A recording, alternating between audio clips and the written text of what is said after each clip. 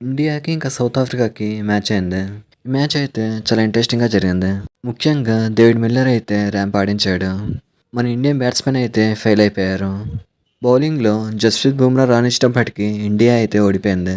ముఖ్యంగా మన అభిషేక్ శర్మ అయితే ప్రతి మ్యాచ్‌లో కూడా ఫెయిల్ అయిపోతున్నాడు. అభిషేక్ శర్మ మాత్రమే కాదు తిలక్ వర్మ కూడా. అయితే ఇంతకీ ఈ మ్యాచ్‌లో ఏమైంది? ఈరోజు ఈ వీడియోలో తెలుసుకుందాం. సో వీడియోలోకెళ్ళే ముందు మీరు గనక సబ్స్క్రైబ్ చేయకపోతే మాత్రం ఇప్పుడే చేయండి. సో టాపిక్ దగ్గరకొచ్చేస్తే సౌత్ ఆఫ్రికా అయితే ఫస్ట్ బ్యాటింగ్ చేసింది. టాస్ గెలిచి మరి ఫస్ట్ బ్యాటింగ్ చేసింది. వీళ్ళు ఫస్ట్ బ్యాటింగ్ తీసుకోగానే చాలామంది షాక్ అయిపోయారు. ఎందుకంటే ఈ స్టేడియంలో చేజింగ్ అనేది చాలా బాగుంటుంది. సో చాలామంది ఏమనుకున్నారంటే ఇండియాదే మ్యాచ్ అనుకున్నారు. సౌత్ ఆఫ్రికా బ్యాటింగ్ చేసినప్పుడు వికెట్స్ అయితే తొందరగా పడిపోయాయి. ఫస్ట్ అయితే క్వింటన్ డికాక్ వచ్చేసి తొందరగా అవుట్ అయిపోయాడు. తర్వాత వీళ్ళ కెప్టెన్ మార్క్రమ్ ఇంకా రికల్టన్ వీళ్ళిద్దరూ తొందరగా అవుట్ అయిపోయారు. సో ఈ సిచ్యువేషన్లో సౌత్ ఆఫ్రికా టీంకి ఏం చేయాలో అర్థం కాలేదు. ఆ టైంలో ఇద్దరు బ్యాట్స్మెన్లు వచ్చారు. దివాల్ బ్రెవిస్ ఇంకా డేవిడ్ మిల్లర్. వీళ్ళిద్దరైతే మన ఇండియన్ బౌలర్స్కి ర్యాంప్ ఆడించారు. ఒక్కొక్క బౌలర్ని అయితే చిత్తకొట్టేశారు. ముఖ్యంగా డేవిడ్ మిల్లర్ అయితే ఏ బౌలర్ని కూడా వదలలేదు. డేవిడ్ మిల్లర్ గురించి ప్రత్యేకంగా చెప్పాల్సిన అవసరం లేదు. ఇతనైతే ఒక క్లచ్ ప్లేయర్.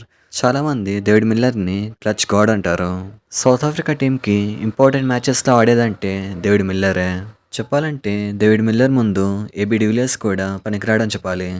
డేవిడ్ మిల్లర్ అయితే ఈ మ్యాచ్లో 35 బాల్స్లో 63 రన్స్ కొట్టాడు. ఇందులో 7 4లు ఇంకా 3 6లు ఉన్నాయి. అయితే ఇంకో పక్క డేవిడ్ మిల్లర్కి దివాల్ బ్రెవిస్ అయితే సపోర్ట్ ఇచ్చాడు.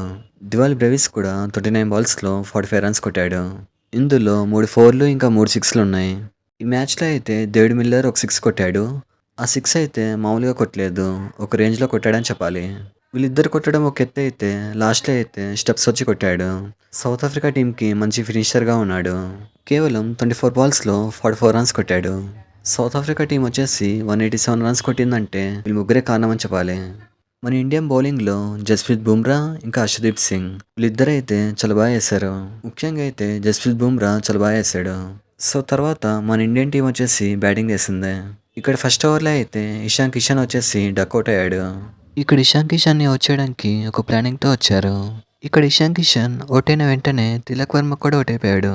సూర్యకుమార్ యాదవ్, వాషింగ్టన్ సుందర్, అభిషేక్ శర్మ వీళ్ళెవ్వరు కూడా ఆడలేదు. ఇండియన్ టీంలో ఆడిందంటే కేవలం శివన్ దుబే మాత్రమే.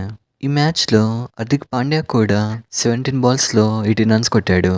అంటే వన్డే క్రికెట్లా ఆడాడు. శివన్ దుబే ఒక్కడే 37 బాల్స్లో 42 రన్స్ కొట్టాడు.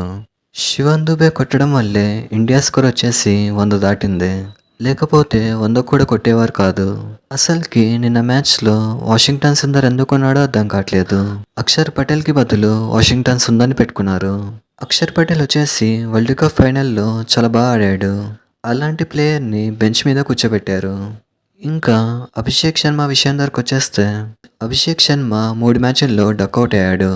నిన్న మ్యాచ్లో కూడా ఫెయిల్ అయ్యాడు. అంటే 4 మ్యాచ్ల్లో ఫెయిల్ అయ్యాడు.